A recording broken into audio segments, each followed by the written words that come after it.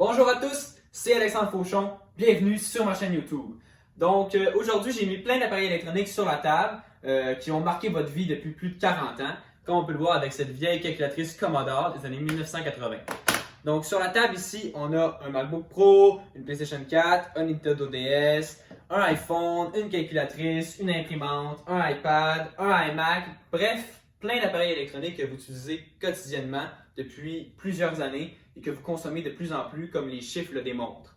Mais qu'est-ce que tous ces appareils électroniques ont en commun? Est-ce qu'ils ont tous une batterie? Non, comme on peut le voir ici ou ici. Est-ce qu'ils ont tous un écran? Non plus. Ici, on n'a pas d'écran. Par contre, qu'est-ce qu'ils ont tous? Bien sûr, un microprocesseur. Mais qu'est-ce qu'un microprocesseur? Afin de rendre la chose plus simple à comprendre, on pourrait dire qu'un microprocesseur d'un ordinateur ou de n'importe quel appareil électronique correspond au cerveau de l'être humain. Je m'explique. Par exemple, pour le cerveau, si je décide de bouger mon bras, eh bien c'est le cerveau qui envoie la commande à mon bras via les nerfs pour qu'il puisse bouger. C'est la même chose au niveau d'un ordinateur. Par exemple, si je veux ouvrir un fichier sur un ordinateur, eh bien lorsque je vais cliquer sur le fichier, le processeur va aller chercher le fichier sur le disque dur pour le monter sur la RAM, qui est la mémoire vive de l'ordinateur, ce qui va nous permettre de voir le fichier affiché à l'écran. C'est la même chose sur notre téléphone. Par exemple, si je prends mon téléphone ou mon iPhone, etc., et que je décide d'ouvrir une application, mais lorsque je vais toucher, le processeur va enregistrer le clic, il va recevoir le clic de l'écran tactile et il va assimiler ce clic à l'application que je vais ouvrir, qu'il va aller chercher sur le disque dur du téléphone ou sur la mémoire flash qu'on dit du téléphone pour ouvrir l'application souhaitée pour qu'on puisse voir l'application et l'utiliser. On comprend donc que le microprocesseur est comme le chef d'orchestre d'un appareil électronique. En effet, il reçoit l'information d'une composante X d'un appareil électronique et la filtre pour ensuite la rediriger aux bonnes composantes. Par exemple, le disque dur, la RAM, la carte graphique, qu'est-ce qui va faire que la feuille va s'imprimer, etc. On constate donc toute l'importance du microprocesseur dans un ordinateur ou dans un appareil électronique. En effet, lorsqu'on va faire une tâche sur un ordinateur, n'importe quoi, ça va finir à un moment ou à un autre par passer par un microprocesseur. C'est pourquoi il est important que ce dernier soit rapide. En effet, on ne voudrait pas que les autres pièces de l'ordinateur soient en attente des commandes du microprocesseur pour effectuer leurs tâches, ce qui ralentirait grandement l'ordinateur. Mais qui a inventé le microprocesseur? Suivez-moi dans cette aventure intemporelle qui vous permettra de mieux comprendre l'origine du microprocesseur.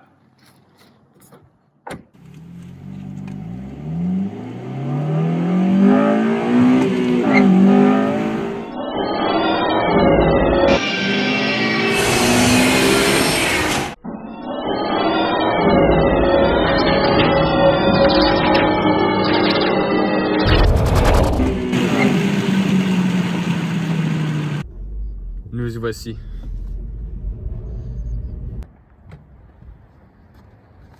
C'est en revenant dans le temps qu'on peut comprendre comment les microprocesseurs ont été inventés.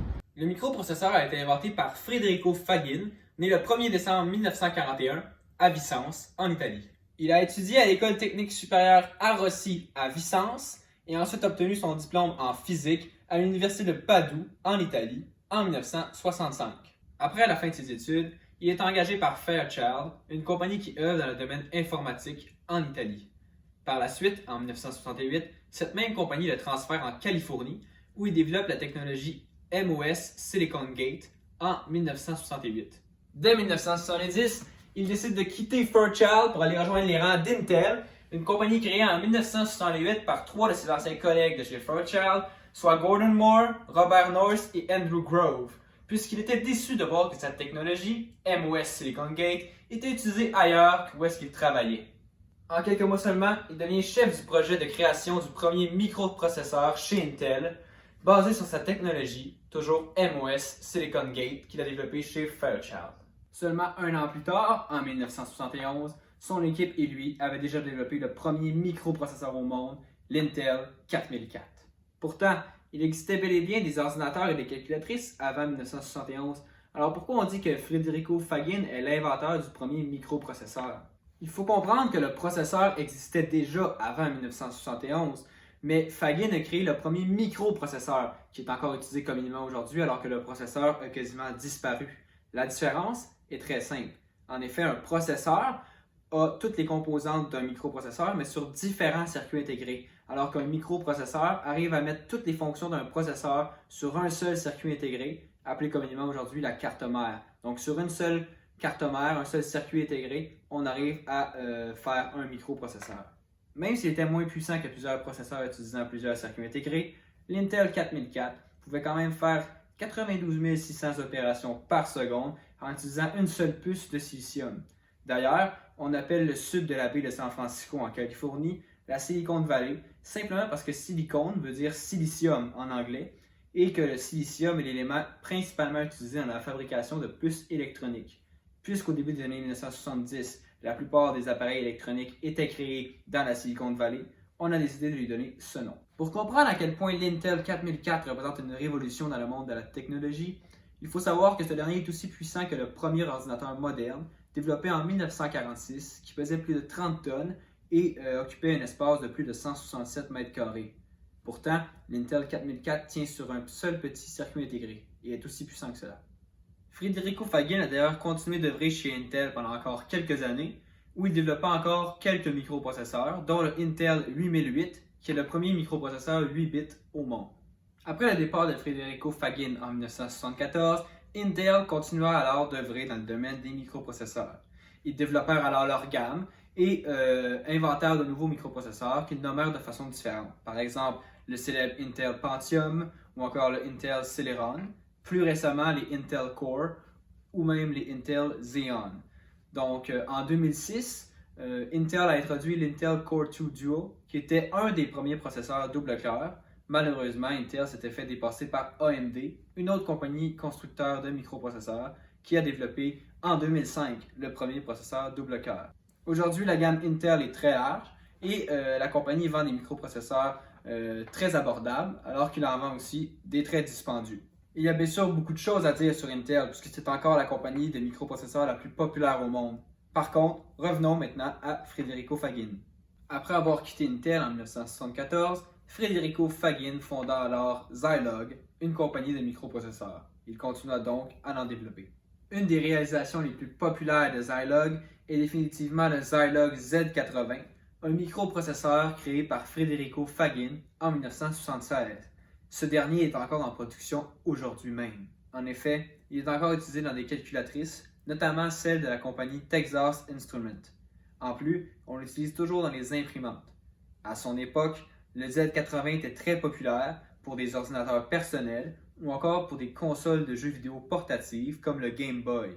D'ailleurs, j'ai déjà utilisé un Zilog Z80 puisqu'il est présent en tant que processeur secondaire dans le Game Boy Advance SP, ma première console de jeux vidéo, qui a été produite jusqu'en 2008. Après son aventure avec Zilog, Federico Fagin fonda une autre compagnie en 1986, Synaptics. Cette compagnie est d'ailleurs spécialisée dans l'interaction entre l'homme et la machine. Federico Fagin a d'ailleurs fait plusieurs réalisations avec sa compagnie Synaptics. Par exemple, en 1992, Synaptics crée le premier pavé tactile pour ordinateur. En 1995, il commence à vendre leur équipement pour des compagnies telles que Apple, Dell ou HP. D'ailleurs, en 2007, le premier cellulaire à écran tactile tel qu'on les connaît aujourd'hui est sorti. C'est le LG Prada et il avait un écran tactile fourni par la compagnie Synaptics, fondée par Federico Fagin. On doit aussi à Synaptics la célèbre roue tactile du premier iPod, sorti en 2001. Aussi, cette compagnie est responsable du développement, en 2018, du premier capteur d'empreinte digitale intégré à l'écran tactile d'un téléphone cellulaire, comme on le retrouve aujourd'hui sur plusieurs téléphones. Synaptics est encore une compagnie très présente aujourd'hui et elle a plusieurs partenariats avec de grandes compagnies telles que Google, Microsoft ou Amazon. Elle pourrait même refaire affaire avec Apple sous peu pour intégrer leur capteur d'empreinte digitale à leur nouveau iPhone. Pour ce qui est de Federico Fagin, ce père de 3 enfants a reçu plus de 25 prix et plusieurs nominations pour souligner son impact dans le monde de la technologie. Parmi les prix les plus importants qu'il a reçus, il a reçu la médaille nationale de l'innovation et de la technologie de la part du président américain Barack Obama. En plus, il a été intronisé au National Hall of Fame of Inventors. En 2011, Federico Fagin et sa femme Elvia Fagin fondèrent la fondation Federico et Elvia Fagin qui est dédiée à l'intelligence artificielle. En effet, Federico Fagin s'intéresse à l'intelligence artificielle depuis les années 1980. Par contre, Maintenant qu'il travaille moins, il peut se dédier à plein temps à ce sujet qui le passionne tant. Il est donc encore passionné de technologie et se questionne constamment si un jour, l'ordinateur sera en mesure de dépasser l'homme.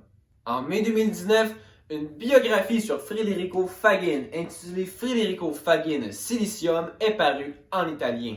Cet ouvrage sera d'ailleurs traduit dans plusieurs langues afin de permettre au grand public de mieux connaître ce personnage méconnu mais incroyable. Aujourd'hui, au début de l'année 2020, on peut vraiment prendre conscience de l'importance de toutes les réalisations de Federico Fagin. En effet, maintenant, avec la pandémie qui fait rage et le confinement obligatoire pour plusieurs pays du monde, les inventions de Federico Fagin permettent à tous ces ordinateurs de fonctionner, ce qui permet aux gens de rester connectés même lors du confinement. Ainsi, les gens peuvent continuer à travailler et briser l'isolement à l'aide de son invention. J'espère que ma vidéo aura permis de mettre en lumière ce grand homme qui est Federico Fagin. Si c'est le cas et que vous avez apprécié la vidéo, n'hésitez pas à mettre un j'aime en bas de la page, à vous abonner à ma chaîne ou à regarder une autre de mes vidéos. Moi je vous dis à la prochaine!